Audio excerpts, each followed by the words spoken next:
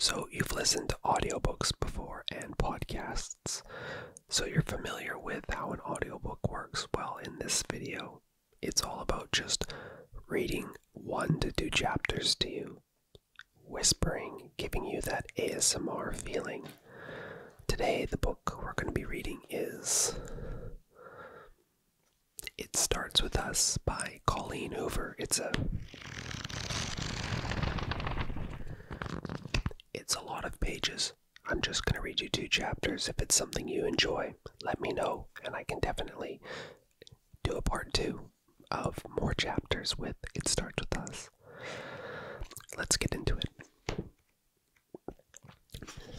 Alright, chapter 1 is called Atlas. The way asshole is spelled in red paint across the back door of Bibbs makes me think of my mother. She would always insert a brief pause between syllables, making it sound like 2 separate words. I wanted to laugh every time I heard it, but it was too hard to find humor in it as a child when I was always the recipient of the hurled insult. Asshole, Darren mutters. Had to be a kid. Most adults know how to spell that word. You'd be surprised. I touch the paint, but it doesn't stick to my fingers. Whoever did this must have done it right after we closed last night. Do you think the misspelling was intentional? He asks. Are they suggesting you're so much more of an asshole than an entire asshole? Why do you assume they're targeting me? They could have been targeting you or Brad. It's your restaurant. Darren takes off his jacket and uses it to pry a large shard of exposed glass out of the window. Maybe it was a disgruntled employee. Do I have disgruntled employees? I can't think of a single person on the payroll who would do something like this.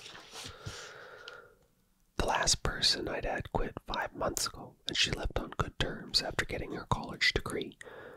There was that guy who did the dishes before you hired Brad. What's his name? He was named after some kind of mineral or something. It was super weird.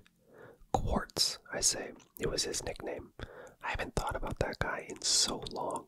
I doubt he's holding a grudge against me after all this time. I fired him right after we opened because I found out he wasn't washing the dishes unless he could actually see food on them.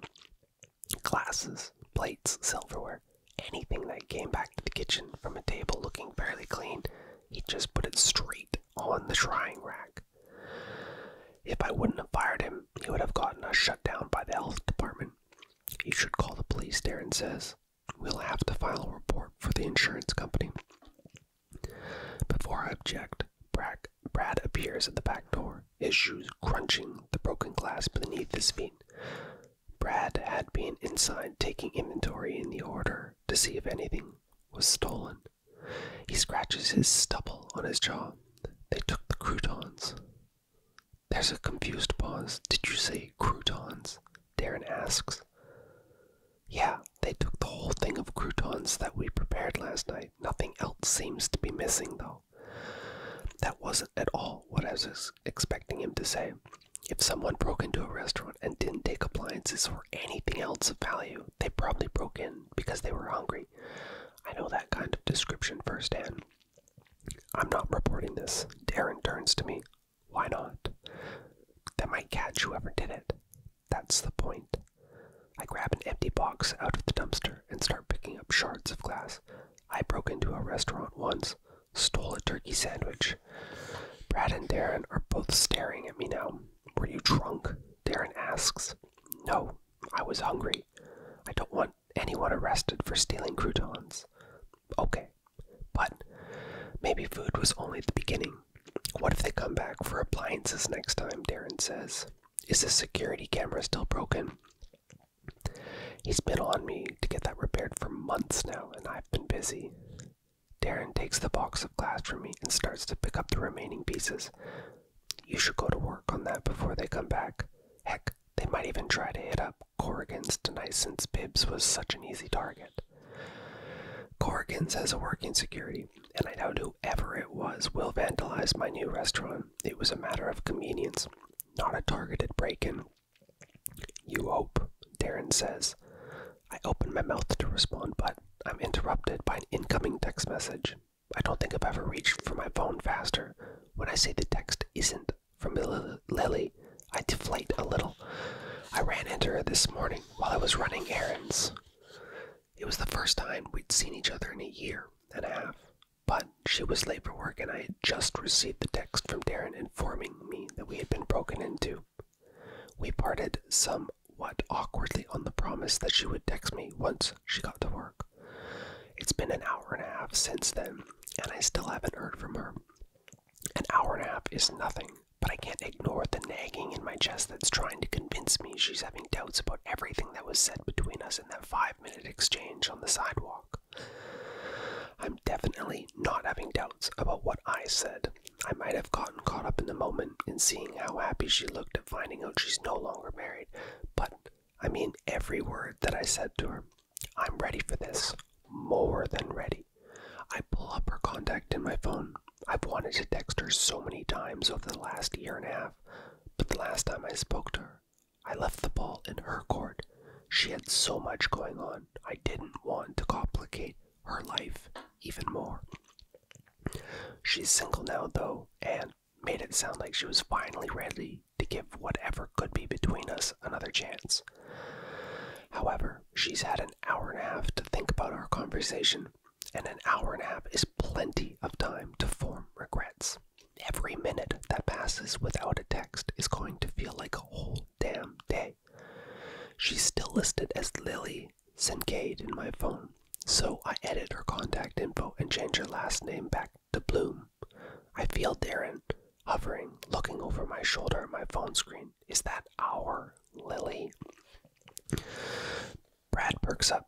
He's texting Lily. Our Lily, I ask, confused. You guys met her once. Is she still married? Darren asks. I shake my head. Good for her, he says. She was pregnant, right? What did she end up having? A boy or a girl? I don't want to discuss Lily because there's nothing to discuss yet. I don't want to make it more than what it might be. A girl that's been the last question I'm answering. I focus on Brad. Theo coming in today. It's Thursday. He'll be here. I head inside the restaurant. If I'm going to discuss Lily with anyone, it'll be Theo. That's chapter 1 done. Let's get on to chapter 2. It's called Lily. My hands are still shaking, even though it's been almost 2 hours since I ran into Atlas. I can't tell if I'm shaking because I'm flustered or because I've been too busy to eat since I walked in the door. I barely had 5 seconds of peace to process what was happening this morning, much less eat the breakfast I brought with me. Did that actually just happen? Did I really ask Atlas a series of questions so awkward I'll be mortified well into the next year? He didn't seem awkward though. He seemed very happy to see me, and then he hugged me. It felt like a part of me that had been dormant suddenly sprang to life. But this is the first moment I've had to even take a bathroom break, and after looking at myself in the mirror just now, I kind of want to cry. I'm splotchy. I have carrots smeared across my shirt. My nail polish has been chipped since, January. Not that Atlas expects or wants perfection. It's just that I've imagined running into him so many times. But not one of those fantasies started with me bumping into him middle of the hectic morning, half an hour after being the target of an 11-month-old with a handful of baby food. He looked so good. He smelled so good. I probably smell like breast milk. I'm so rattled by what our chance encounter might mean. It took me twice as long to organize everything for the delivery driver this morning. I haven't even checked our website for new orders today. I give myself one last look in the mirror, but all I see is an exhausted, overworked, single mom. I make my way out of the bathroom and back to the register. I pull an order from the printer and begin making out the card. My mind has never been more in need of a distraction, so I'm glad it's been a busy morning. The order is a bouquet of roses for someone named Greta, from someone named Jonathan. The message reads, "I'm sorry about last night. Forgive me." I groan. Apology flowers are my least favorite kind of bouquets to assemble. I always end up obsessing over what they're apologizing for. Did he miss their date? Did he come home late? Did they fight? Did he hit her?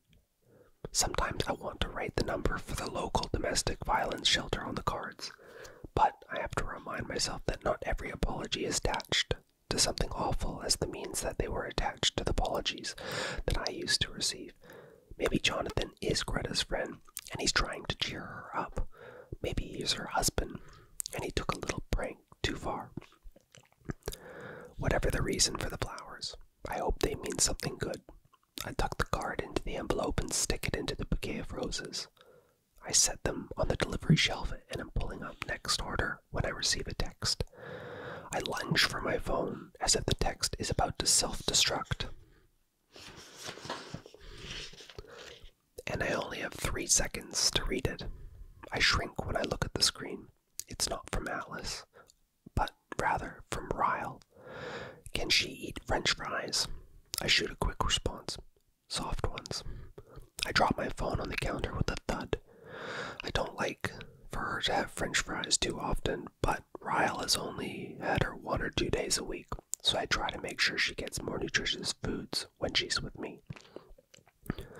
It was nice not thinking about Ryle for a few minutes, but his text had reminded me that he exists. As long as he exists, I fear any type of relationship or even a friendship between me and Atlas can't exist. How will Ryle take it if I start seeing Atlas? How would he act if they ever had to be around each other? Maybe I'm getting ahead of myself. I stare at my phone, wondering what I should say to Atlas. I told him I would text him after I opened the store, but customers were waiting for me before I even unlocked the door. Now that Ryle has texted, I've gone and remembered Ryle exists in this scenario too, which makes me hesitant to text Atlas at all. The front door opens and my employee, Lucy, finally walks in. She always seems so put together, even when I can tell that she's in a bad mood. Good morning, Lucy. She flicks her hair out of her eyes and sets her purse on the counter with a sigh. Is it? Lucy isn't at her friendliest this morning. It's why my other employees, Serena and I, usually work the register until at least 11 while Lucy puts together arrangements in the back. She's much better with customers after a cup or 5 of coffee. I've just found out that our place cards never arrived because they were discontinued and it's too late to order more. The wedding is in less than a month. So much has gone wrong leading up to this wedding. I have a mind to tell her to not go through with it, but I'm not superstitious. Hopefully she isn't either. Homemade place cards are in style, I offer. Lucy rolls her eyes. I hate crafting, she mutters. I don't even want a wedding now. It feels like we've been planning it for longer than we've even dated. That's accurate. Maybe we'll just call it off and go to Vegas. You eloped, right? Do you regret it? I don't know which part of all of that to address first. How can you hate crafting? You work at a flower shop, and I'm divorced. Of course I regret eloping. I hand her a small stack of orders I haven't gotten to yet, but it was fun, I admit. Lucy goes to the back and starts on the rest of the orders, and I go back to thinking about Atlas, and Ryle, and Armageddon, which is what the two of them in my brain at the same time feels like. I have no idea how this is expected to work. When Atlas and I ran into each other, it was as if everything else faded away, including Ryle. But now Ryle is beginning to seep back into my thoughts. Not in the way of thoughts Ryle used to occupy my mind, more in a way that he feels like a roadblock. My love life has finally been on a straight path with no bumps or curves. Basically because it's been non-existence for well over a year and a half now. But it feels like there's nothing rough but rough terrain and obstacles and cliffs ahead now. Is it worth it? Of course Atlas is worth it. But are we worth it? Is us potentially becoming a thing worth the stress it would inevitably bring to all other areas of my life? I haven't felt this conflicted in so long. me once to call Alyssa and tell her about seeing Atlas, but I can't. She knows how Ryle still feels about me. She knows how he'd feel if I brought Atlas into the picture. I can't talk about my mother because she's my mother. As close as we've become lately, I'd still never freely discuss my dating life with her. There's really only one woman I feel comfortable talking about. Atlas. Lucy. She disappears from the back, pulling an earbud out of her ear. Did you need me? Can you cover me for a while? I need to go run some errands and I'll be back in an hour. She makes her way behind the counter, and I grab my purse. I don't get a lot of time now that I have emergencies, so I'll occasionally steal an hour here and there during the work week when I have some time to back up my absence at the shop. Sometimes I like to sit in my thoughts, and it's impossible to do that in the presence of a child, because even when she's asleep, I'm in mom mode. And with the constant flow of traffic at work, it's rare that I can find a stretch of peace without being interrupted. I've found that being alone in my car with the music on, and occasionally a slice of dessert from the Cheesecake Factory, is sometimes all it takes to sort through the knots in my brain. Once I'm parked in the clear view of the Boston Harbor, I lean back in my seat, grab a notepad and pen that I brought with me. I don't know if this will help as much as dessert sometimes does, but I need to release my thoughts in the same way that I've done in the past. This method has helped before, and I need all things to neatly fall into place. Although this time, I'm just hoping it helps things not fall completely apart. Dear Ellen, guess who's back? Me. And Atlas. Both of us. I ran into him on my way to meet Ryle with Emmy this morning. It was so good to see him, but as reaffirming as it was to see him and to know that we were where we both stand at this point in our lives, it ended a bit awkwardly. He was having a minor emergency with his restaurant, and he was in a hurry. I was late opening the store. We parted on the promise that I would text him. I want to text him, I do, especially because seeing him reminded me of how much I miss the feeling I get when I'm around him. I didn't realize how lonely I'd been feeling until those few minutes with him this morning. But since Ryle and I divorced... Oh, wait. Wow, I haven't told you about the divorce. It's been way too long since I've written to you. Let me back you up. I decided my separation from Ryle should be permanent after giving birth to Emmy. I asked for a divorce right after she was born. I wasn't attempting to be cruel in my timing. I just didn't know which choice I was going to make until I held her in my arms and knew with every fiber of my being that I would do whatever it took to break the cycle of abuse. Yes, asking for a divorce hurt. Yes, I was heartbroken, but no, I do not regret it. My choice helped me realize that sometimes the hardest decisions a person can make will most likely lead to the best outcomes. I can't lie and say I don't miss him, because I do. I miss what we sometimes were. I miss the family we could have been for Emerson, but I know I made the right decision even though sometimes I get overwhelmed by the weight of it. It's difficult because I still have to interact with Ryle. He still possesses all the good qualities I fell in love with, and now that I'm no longer in a relationship with him, it's rare that I see the negative side of the ultimate ended, that our marriage. I think that has to do with the fact that he's on his best behavior right now. He has had an agreeable and not to put up much of a fight because he knew I could have reported him for all the incidents of domestic violence I experienced at his hands. He could have lost a lot more than his wife, so when it comes to the custody arrangements, things were more amiable than I expected them to be. That may have been more because I put up less of a fight than he did. My lawyer was very straightforward when I said I wanted sole custody. Unless I was willing to drag the dirtiest parts of our rock bottom into the courtroom, there wasn't much I could do to prevent Ryle from getting visits with Emerson. And even if I were to bring up the domestic violence, my lawyer said it was a very rare that a willing, successful father without a record who provides financial support would would have any sorts of rights removed. I was looking at two options. I could choose to press charges and drag this through the courts, only to be met with a very possible joint custody arrangement, or I could attempt to work on an agreement with Ryle that would satisfy us both while preserving our co-parenting relationship. I guess you could say we came to a compromise, even though there isn't an agreement in the world that would make me feel comfortable with sending my daughter off with someone I know possesses a temper. But all I can do is choose the lesser of two evils when it comes to custody, and hope that Emmy never sees that side of him. I want Emmy to bond with her father. I've never wanted her to keep him from her. I just want to ensure she's safe, which is why I begged Ryle to agree to day visits for the first couple of years. I never told him outright it's because I don't know if I fully trust him with her. I think I might have blamed it on my breastfeeding situation and the fact that he's on call at all times.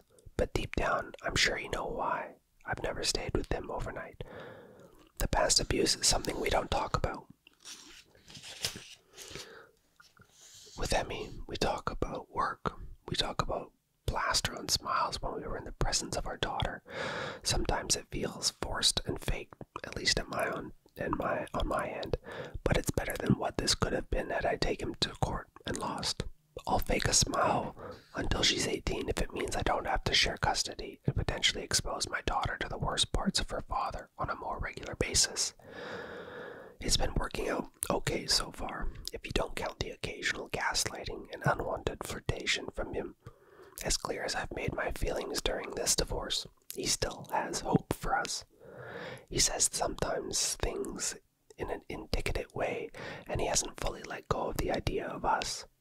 I feel that a huge part of Ryle's cooperation rests on the notion that he'll eventually win me back if he's good enough for long enough. He has it in his head that I'll soften over time. But life isn't going to happen this way, Ellen. I'm ultimately going to move on, and if I'm being honest, I hope I end up moving in the Atlas's direction. It's too soon to know if that's a possibility, but I know for a fact that I will never move back in Ryle's direction, no matter how much time passes. It's been almost a year since I asked Ryle for the divorce, but it's been almost 19 months since the fight that ultimately caused our separation, which means I've been single for over a year and a half. A year and a half of separation between potential relationships seems like plenty of time, and maybe it would be if it were anyone else other than Atlas. But how can I possibly make this work? What if I text Atlas and he invites me to lunch, and then lunch goes wonderful, which I'm sure it would, and lunch leads to dinner, and dinner leads to us falling right back into the steps where we left off when we were younger. And then we're both happy and we fall back in love, and he becomes a permanent part of my life. I know it sounds like I'm getting ahead of myself, but it's Atlas we're talking about. Unless he had some personality transplant, I think you and I both know how easy Atlas is for me to love, Ellen. That's why I'm so hesitant, because I'm scared it will work out. And if it works out, how will Ryle feel about my new relationship? Emerson is almost a year old, and we've gone through this whole year without talking too much drama. But I know that's because we found a good flow, that nothing has interrupted. So why does it feel like any mention of Atlas will cause a tsunami? Not that Ryle deserves the concern I'm currently feeling over this situation, but he has the potential to make dating my life a living hell. Why does Ryle still occupy an entire wall and many layers of my thoughts? That's what it feels like, as if all these wonderful things happen, but they start to sink in. They eventually read out a part of me that is still making decisions based on Ryle and his potential reactions. His reactions are what I fear the most. I want to hope that he wouldn't be jealous, but he will be. Even though I know divorce was the right choice, there are still some consequences to that choice. And one of those consequences is that Ryle will always look at Atlas like he's the thing that broke up our marriage. Ryle is the father of my daughter. No matter what man comes into my life from this point forward, Ryle is one constant that I'll always have to appease if I want the most peaceful experience for my daughter and is back in my life. Ryle will never be appeased. I wish you could tell me what decision to make. Do I sacrifice what I know will make me happy for the sake of avoiding the inevitable disruption Atlas's presence would cause? Or will I have an Atlas-shaped hole in my heart until I allow him to fill it? He's expecting me to text him, but I think I need more time to process this. I don't even know what to say to him. I don't know what to do. I'll let you know if I figure it out. So, we have just finished 2 chapters, and chapter 3, again, is called Atlas. I hope you enjoyed this book, the starting of it by Colleen Hoover. It starts with us. If you want to hear more about this or a part 2, let me know in the comments below. As always, hit that like button and subscribe. And I hope you have a great rest of your day, evening, or morning.